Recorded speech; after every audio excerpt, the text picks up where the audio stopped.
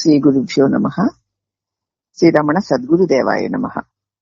శ్రీ రమణ భాషణంలో భాషణలు 551. ఒక భక్తుడు భగవాన్ ఇలా అడుగుతున్నాడు, ఆత్మవిద్య అతి సులభమని ఎలా చెప్పబడింది అని. అప్పుడు మహర్షి అంటున్నారు, మరి ఏ విద్యకైనా జ్ఞాత, జ్ఞానము, జ్ఞేయము అని 3 ఉండాలి. ఈ లోకంలో ఏ విద్య నేర్చుకోవాలన్నా 3 ఉండాలి. తెలుసుకునేవాడు, తెలియబడేది, తెలివి 3 ఉండాలి. ఏదైనా సరే నేను ఏదైనా తెలుసుకోవాలి అనుకునే నేను, తెలుసుకోవడానికి నాకు తెలివి, ఆ తెలివి వల్ల తెలియబడే విషయము కదా. అవునమ్మా. ఏ ఒక్కటి లేకపోయినా ఆ తెలుసుకోబడ్డం అన్నది ఉండదన్నమాట. కాబట్టి ఇంక ఏ విద్య నేర్చుకోవాలన్నా జ్ఞాత, జ్ఞానము, జ్ఞేయము అని ఈ 3 కావాలి. ఈ ఆత్మ విద్యకి అవి ఏవి అక్కర్లేదు, ఎందుకంటే అది తానే. అంతకన్నా విస్పష్టమైనది ఏదీ లేదు. అందుచేతనే అది సులభము అంటున్నాం. అయితే నువ్వు చేయవలసిన సర్వము ఏమిటి అంటే, నేనెవరినా అని నిన్ను నువ్వు విచారించి చూసుకోవడమే.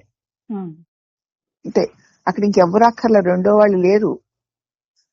తెలుసుకునేవాడు అప్పుడు వేరే లేడు, తెలియబడేది వేరే లేదు, తెలివి వేరే లేదు. ఎందుకంటే తెలివి నువ్వే, తెలుసుకునేవాడివి నువ్వే. అవునమ్మా. నీకు తెలియబడేది కూడా నువ్వే, నేనే, అంతా నువ్వే. ఇప్పుడు మరి ఇంకా అంతకంటే చేయవలసింది ఏంటంటే నేనెవరినని విచారమే. మానవుని నిజమైన పేరు ఏమిటో తెలిసినా ముక్తి. అంటే మానవుడి నిజమైన పేరు అన్నారు. కాబట్టి ఇక్కడ తెలుసుకునేవాడు, తెలియబడేది, తెలివి అని త్రిపుటితో కూడిందే ఉంటుంది. ఈ లోకంలో మనకి తెలియబడేది ఏదైనా సరే, దేన్ని తెలుసుకోవాలన్నా సరే త్రిపుటి ఉండి తీరాల్సిందే. కానీ ఆత్మను తెలుసుకోవాలంటే ఏమీ అక్కర్లేదు. నిన్ను నువ్వే నీ చేతనే తెలుసుకోవాలి. ఎందుకంటే అలాగే సాధ్యమవుతుంది. దేని అవసరం లేకుండా నువ్వు నువ్వు తెలివిగా ప్రకాశాన్ని అయి ఉన్నావు. నీ తెలివిలో నిన్ను నువ్వే తెలుసుకోవాలి. తెలుసుకునేది కూడా నిన్నే, నువ్వే. అది ఇంకా దేనితోటి అవసరం లేకుండా, ఏ ప్రమేయము లేకుండా సర్వ సహజంగా మన స్వరూపమే అయి ఉంది. అయితే తెలుసుకోవాలంటుంటే ఇప్పుడు నిన్ను నువ్వు తప్ప ఇంక నిన్ను గురించిన విచారణ తప్ప ఇంకా ఏది చెయ్యక్కర్లేదు. అక్కడ విచారణ చేసేవాడు, విచారణ 2 ఉంటాయి కదా అని అనొచ్చు.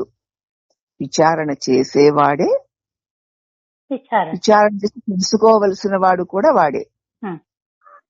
ఆ తెలుసుకోకుండా తన తెలివిలోనే తన్నే తానే తెలుసుకుంటాడు. ఇక్కడ 3 అన్నవి లేవు, 3 ఒక్కటే అయ్యింది. అవునమ్మా. ఆ ఒక్కటే నీ స్వరూపము. నిజానికి మానవుడి నిజమైన పేరు ముక్తి అన్నారు భగవాన్. ఆత్మవిచారణ అన్న అంశాన్ని ఎంత సరళము, సహజము చేసి సహజమే మనకు స్పష్టంగా చూపించారు భగవాన్ శ్రీ రమణ మహర్షుల వారు. శ్రీ రమణ భగవానుడికి అనేక నమస్కారములు.